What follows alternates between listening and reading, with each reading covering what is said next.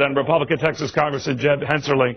The congressman is in charge of the House Financial Services Committee. And Mr. Chairman, I think you can see as well as anyone, you still have an uphill fight on this. And not that you would be affected by front page stories in the Daily News that not so favorably depict Republicans as obstructionists.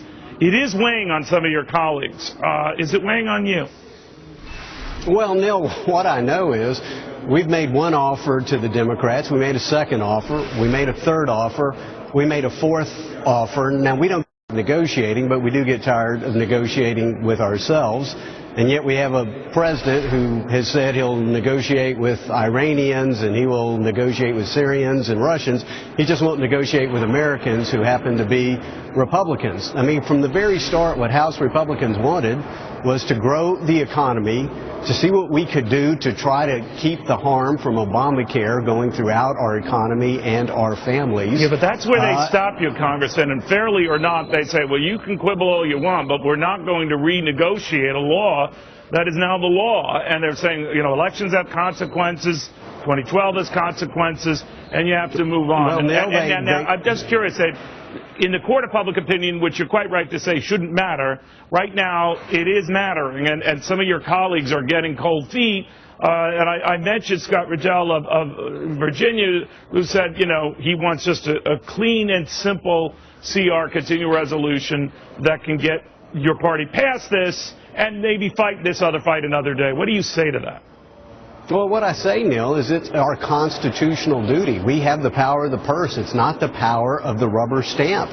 And so we have always passed bills to keep the government open. And now I think Democrats are holding a ground that ultimately the American people don't believe in. They're saying that we refuse to negotiate. I don't know if it's out here's of where I'm arrogance on confused, behalf sir. of the president. I'm here in New York. You're in Washington. I was in Washington. I can understand the frustrations and the heat on both sides.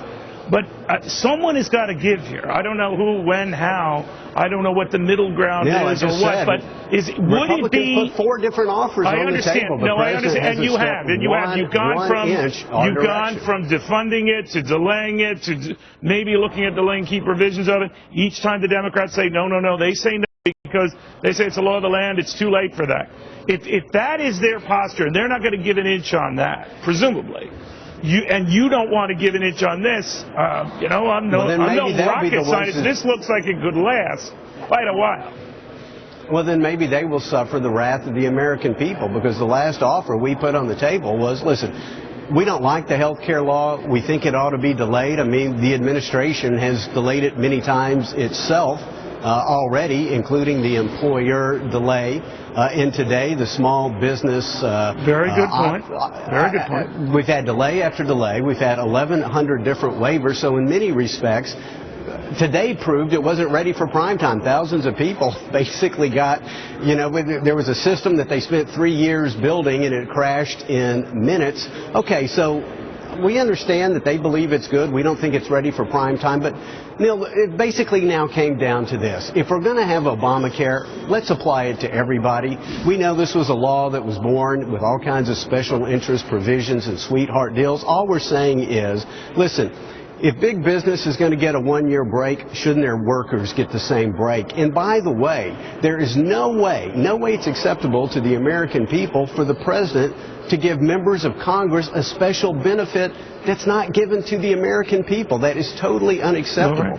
Right. They're tired of Washington elites creating laws that they don't live under themselves. And so last night, the Democrats voted to preserve. They were ready to shut down the government in order to preserve their special benefit. I think ultimately, as the American people look at that, it's going to be unacceptable.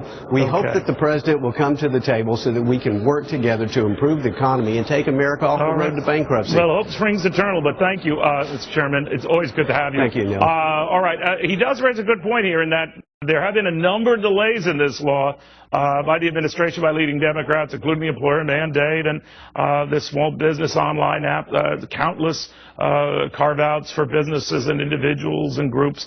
But they're just not doing that anymore. So that has stopped. In the meantime, we've got